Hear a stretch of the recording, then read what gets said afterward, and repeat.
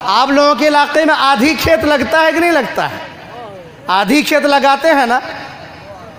एक आधी देने वाला वो तो ज़मींदार है, दूसरा आदमी जो अधिया है वो कितनी ईमानदारी से काम करता है जानते हैं ना।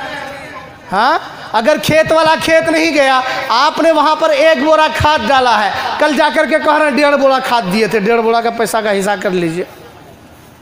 होता है कि नहीं होता है? पानी पटाया, पानी पटाने में 10 घंटा लगा था, आपको कहा 13 घंटा लगा था। होता है कि नहीं होता है? अब उस झूठ की बुनियाद पर जो फसल उगेगी उस फसल में बरकत होगी? कभी नहीं हो सकती है। हज़रत मौलाना मोहम्मद इमामुद्दीन साहब रहमतुल्लाहि अलैह शेखुल हदीस दारुल उलूम बहादुरगंज का एक खेत था, पूर्णिया ज़िला में उनका घर था, उनके घर के करीब ही एक खेत। तो वो एक आलिम आदमी, हम लोग खुद भी अपना खेती खुद से नहीं करते हैं, दूसरे को दिए हुए हैं, वो अपने तौर पर ईमानदारी से खेती का काम करके दे देता है। इसी तरह हज़रत ने अपना खेत दिया हुआ था, प्याज उसने बोया हुआ था। एक दिन वो घर से जा रहे थे, अपने अधिया को देखा खेत के आल पर खड़ा होकर के खूब ज़ोरदार गालियाँ बोल रहा है, खूब गालियाँ बोल रहा है। हज़रत ने सुन लिया और कहा भाई किसको गाली दे रहे हो? कहा देखिए हज़रत, ये गाय आकर के चर गई, ये बकरी चर गई, ये हो गया वो हो गया। तो कहा एक बात बताओ, उस बकरी को अकल है क्या? उस बकरी को मालूम है खाता खिसरा कि ये खेत किसका है, वो खेत किसका है, मालूम है उसको?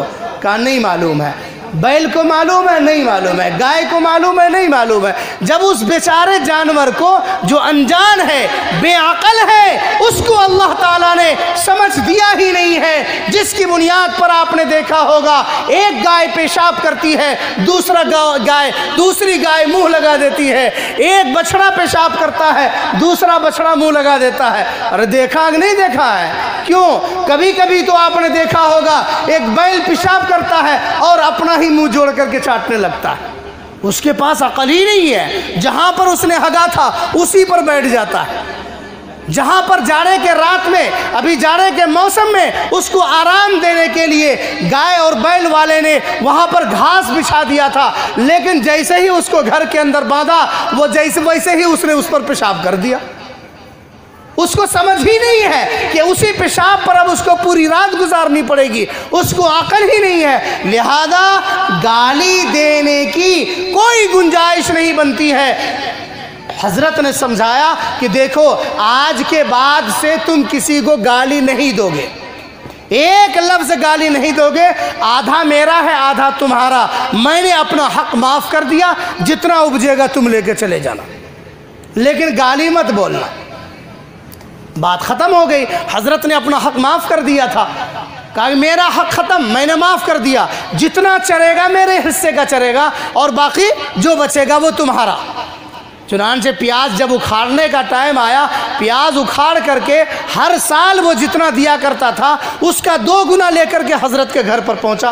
कहा क्या हुआ भाई, ये पूरी प्याज तुम लेकर के क्यों आ गए? मैंने तो अपना हक माफ़ कर दिया। कहा हज़रत माफ़ कीजिए, हर साल जितना होता था इस साल उसका 2 गुना हुआ है।